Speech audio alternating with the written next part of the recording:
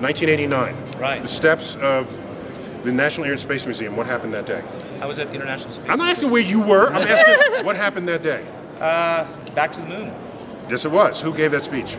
Bush. First Bush. Bush Sr. Yeah. Okay, so Bush Sr. uses the anniversary of Apollo landing, Correct. the very day, an auspicious day, the 20th anniversary, from the steps of the National Air and Space Museum, the most visited museum in the world, to say, we will go back to the moon, onto Mars, build a space station, and we will do this because it's bold. Right.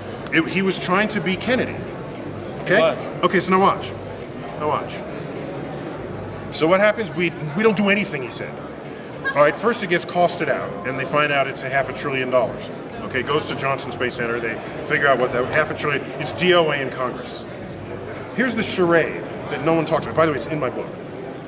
Available at better newsstand. It's in my book, so I'm not just pulling this out of nowhere. It's hardly anything I ever say wasn't previously written down. Okay, so I don't just make this shit up. So, people today, the space community, remember the subtitle of the book that was not accepted by the publisher? Dreams and Delusions of Space Enthusiasts. Okay, so ready. So, people say, oh, we just need leaders who are charismatic, and like we had back in the 60s. And Bush didn't have that charisma. Just needed a charisma, that's all. Excuse me. Excuse me. First of all, the $500 billion over 30 years, okay? What's NASA's budget? It's $15 billion. Times 30 years, that's $500 billion. So NASA's running budget over the time interval specified was already that much money. So to say we can't afford it because of $500 billion is just bullshit. Okay? It made a single day's headline because of $500 billion. Who's going to agree to $500 billion? That is a 30-year NASA budget is $500 billion. So that was not even an argument, but it worked. It worked in the emotions of those who were making the decision. Fact one. Fact two. Why does it fall on deaf ears? What else happened in 1989? I remember peace broke out in Europe. Holy shit, peace broke out. Bad for the space program. Why? Because NASA was born out of a war climate.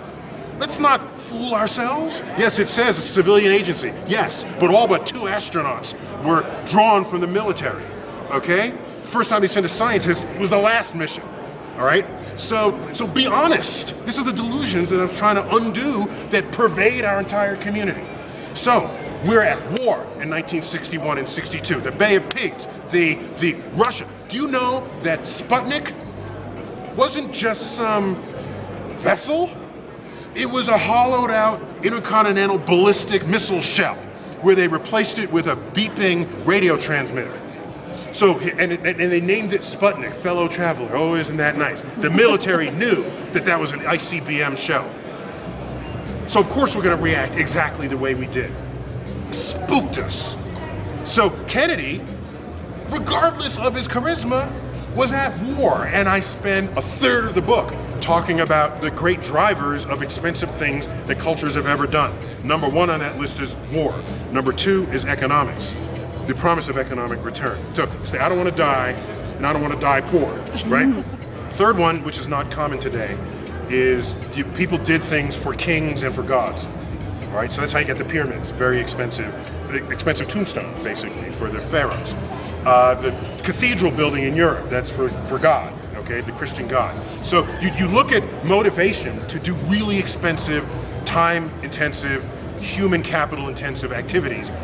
It is only drawn from those three forces. It has never been, oh, because we're exploring these things, oh, because we want to learn science. No, that has never driven anything.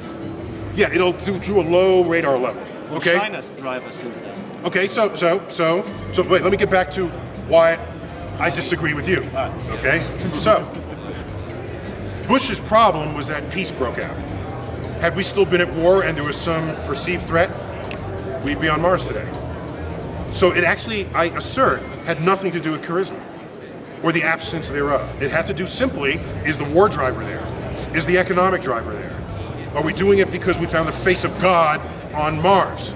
If none of those three drivers are there, we are not doing it. My read of history tells me, because it's big and it's expensive, and to do something expensive requires funding streams that have to be sustained over longer periods of time than political cycles, than economic cycles.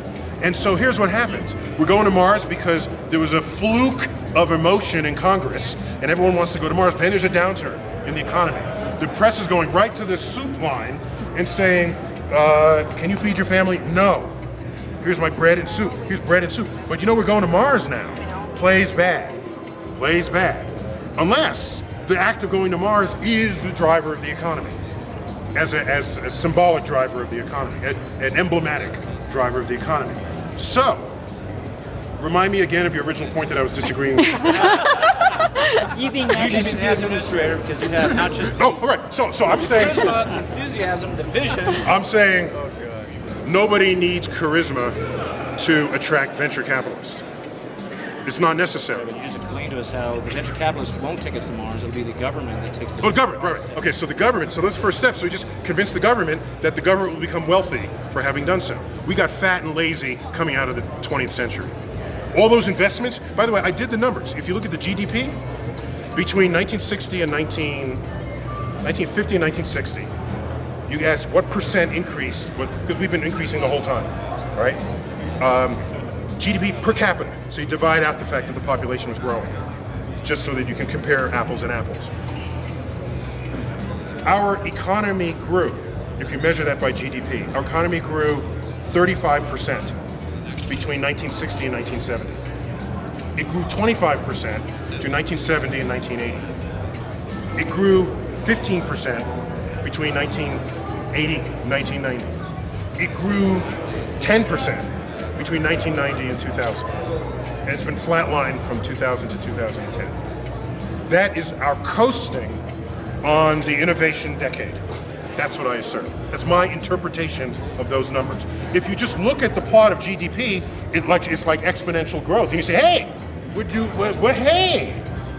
But what you have to do is look at any exponential curve looks awesome at one end, okay? If you plot it at any point, it will always look exponential. So that's not even, you need another way to analyze it. Look at the percent change decade by decade. And the biggest percent change was in the 1960s. So if not, and of course there were already, sorry, just to be fair, there were also investments in the military, and we've known since the beginning of time that military investments also promote innovation, and so that's folded in as well. And we were the Cold War driver there. But so what needs to happen next? What needs to happen next? I was charmed to learn that people created this website called Penny for NASA. Penny with the Roman numeral, the numeral for NASA, not Roman numeral, the Arabic numeral 4, and pennyfornasa.org to attract people to sign a petition.